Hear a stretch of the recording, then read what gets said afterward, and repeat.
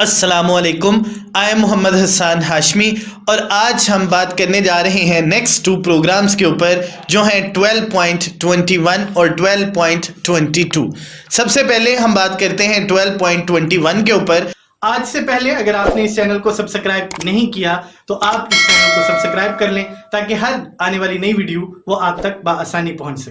So statement है जी हमारे पास, write a program to display a table of equivalent temperatures in Fahrenheit and Celsius from 50 Fahrenheit to 100 Fahrenheit with an increment of 5. So basically हमने इस programme के अंदर temperature की value को डिस्प्ले करना है फ़ारेनहाइट और सेल्सियस के अंदर, जबकि जो टेम्परेचर के दरमियान फासला होना चाहिए वो 5 फ़ारेनहाइट्स का होना चाहिए। सो सबसे पहले चलते हैं प्रोग्राम की तरफ। हमने लिखा hash include stdio.h angle brackets में लिखने के बाद नेक्स्ट लाइन के अंदर हमने यहाँ पे लिखा hash include conio.h angle brackets में इसको लिखने के बाद हमने यहाँ पे लिखा वाइड मेन, उसके बाद कर्ली ब्रैकेट को ओपन किया। अब हमने यहाँ पे वेरिएबल डिक्लेयर किया इंट f और उसके बाद वेरिएबल हमने डिक्लेयर किया फ्लोट c। अब ये दो वेरिएबल्स क्यों डिक्लेयर किए हैं इनकी आगे चल के मैं आप लोगों के साथ वजाहत करूंगा। नेक्स्ट हमने यहाँ पे लिखा प्रिंट f फ़ारेनहाइट \t थोड़ा गैप देने के लिए, सेल्सियस और उसके बाद \n ताकि नेक्स्ट लाइन के अंदर हम वैल्यूज को डिस्प्ले कर सकें।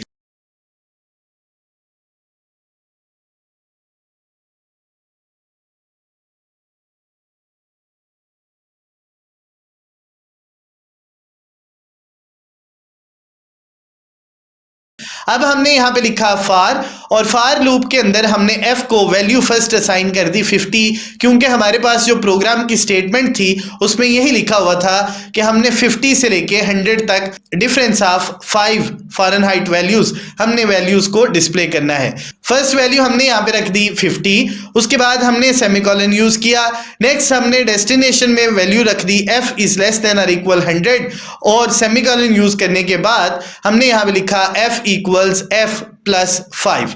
नेक्स्ट हमने यहाँ पे लिखा c equals 5.0 over 9.0 multiply by f minus 32। Basically हम यहाँ पे फ़ारेनहाइट को सेल्सियस में कन्वर्ट कर रहे हैं और सेल्सियस में वैल्यूज को कन्वर्ट करने के लिए जो फार्मूला है वो हमने चैप्टर नंबर 11 में भी देखा था और हम यहाँ पे दोबारा उस चीज को देख रहे हैं। उसके बाद हमने लिखा प्रिंट f और प्रिंट f लिखने के बाद %3d और उसके बाद हमने \t यूज किया। नेक्स्ट हमने यहाँ पे लिखा %6.2f और \n यूज करने के बाद हमने दोनों वेरिएबल्स f और c को रिस्पेक्टिवली यूज कर दिया। अब ये स्टेटमेंट आप लोगों को मैं थोड़ी देर में एक्सप्लेन करके बताता हूँ।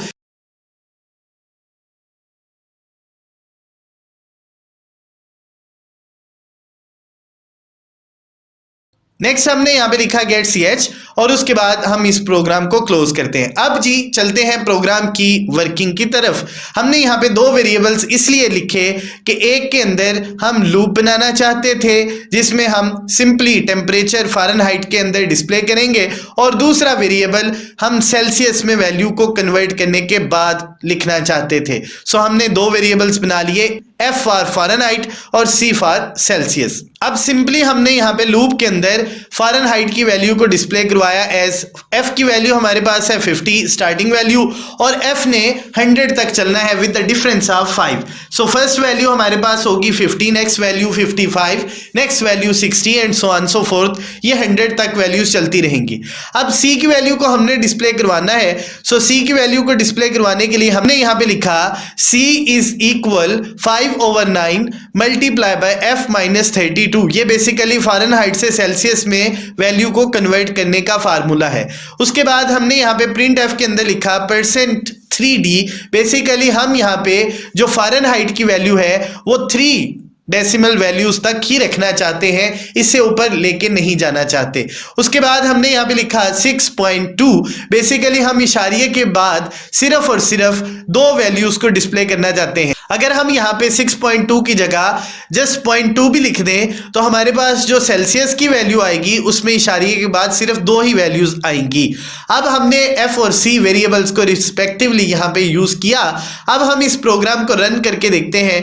जब भी हमने इस प्रोग्राम को रन किया तो सबसे पहले हमारे पास फ़ारेनहाइट के लिए वैल्यू आ जाएगी 50, उसके बाद सेल्सियस में वैल्यू आ जाएगी 10.0, उसके बाद 55 और नेक्स्ट उसकी वैल्यू 12.78। और ये एक टेबल बना हुआ आप लोगों को जैसे स्क्रीन पे नजर आ रहा है वैसे ही टेबल यहाँ पे डिस्प्ले होगा।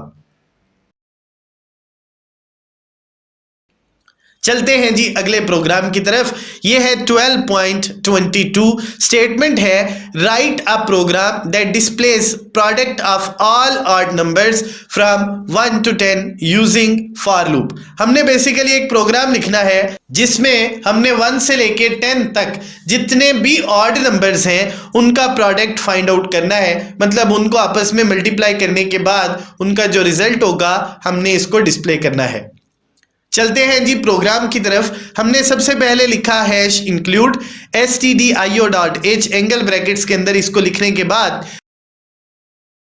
नेक्स्ट लाइन के अंदर हमने लिखा hash include conio.h angle brackets में, इसको लिखने के बाद नेक्स्ट लाइन के अंदर हमने लिखा वाइड मेन। अब उसके बाद हमने कर्ली ब्रैकेट को ओपन किया। अब हम यहाँ पे वेरिएबल डिक्लेयर करते हैं इंट प्रोडक्ट। उसके बाद हमने यहाँ पे वेरिएबल लिखा इंट सी। बेसिकली हमने यहाँ पे 2 वेरिएबल्स इसलिए लिखे हैं कि जो पहला वेरिएबल प्रोडक्ट है वो बेसिकली फाइनल रिजल्ट को डिस्प्ले करेगा और इंट सी बेसिकली हमने लूप बनाने के लिए वेरिएबल लिखा हुआ है। हम यहाँ पे लॉन्ग इंट भी लिख सकते हैं अगर हमें डाउट हो कि एक लॉन्ग वैल्यू जनरेट होगी तो उस मकसद के लिए हम यहाँ पे वेरिएबल लॉन्ग इंट भी लिख सकते हैं, लेकिन ये हमारी ऑप्शन और चॉइस के ऊपर है कि हम इसको सिंपल इंट रखना चाहते हैं या लॉन्ग इंट बनाना चाहते हैं। सो हमने जस्ट इसको इंट ही लिखा हुआ है। अब उसके बाद हमने लिखा प्रोडक्ट इक्वल्स 1। उसके बाद हम लूप को रन करते हैं। हमने जब लूप को रन किया तो सी की वैल्यू हमने रख दी 1। उसके बाद हमने सेमीकोलन यूज किया। नेक्स्ट हमने लिखा c इज लेस देन और इक्वल 10। सेमीकोलन यूज करने के बाद c इक्वल c+2। जैसे कि मैंने पहले बताया हुआ था कि अगर आप ऑड नंबर्स जनरेट करना चाहते हैं तो आप 1 से स्टार्ट करेंगे। हर दफा जब उसमें 2 का इंक्रीमेंट होगा तो हर आने वाला जो नया नंबर है वो हमेशा ऑड ही होगा। अब उसके बाद हमने लिखा product equals product multiply by C. इसको शॉर्ट फॉर्म में अगर आप लिखना चाहते हैं तो आप इसको इस तरह भी लिख सकते हैं प्रोडक्ट मल्टीप्लाई इक्वल्स सी।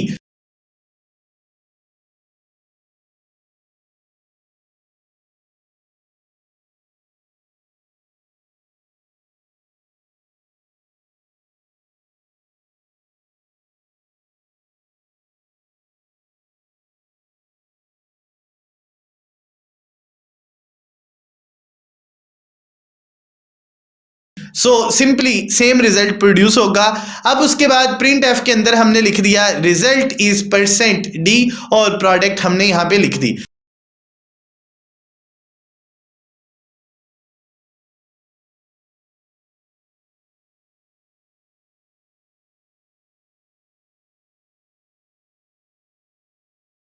अब उसके बाद गेट ch का फंक्शन लिखने के बाद हम इस प्रोग्राम को क्लोज करते हैं।